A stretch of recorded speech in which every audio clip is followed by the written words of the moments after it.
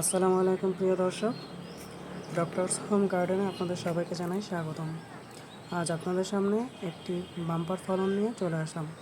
আঙ্গুরের বাম্পার ফলন অনেক দেখেছেন, কিন্তু ছাদ বাগানে যে এত অল্প সময়ের মধ্যে এত ফলন আসে সেটা আজ আপনাদেরকে দেখাবো। আপনার নিজ চোখে দেখুন। এই গাছটার বয়স 8 মাস। 8 মাসে এর যে ফলন আসছে ফার্স্টবার, অর্থাৎ প্রথমবার, তা সবাই দেখে অবাক হবেন।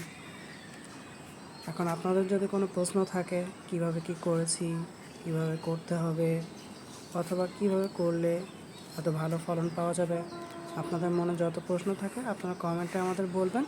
আমরা সেই কমেন্টের প্রশ্নগুলো নিয়েই ভিডিও করে জানানোর চেষ্টা করব ইনশাআল্লাহ।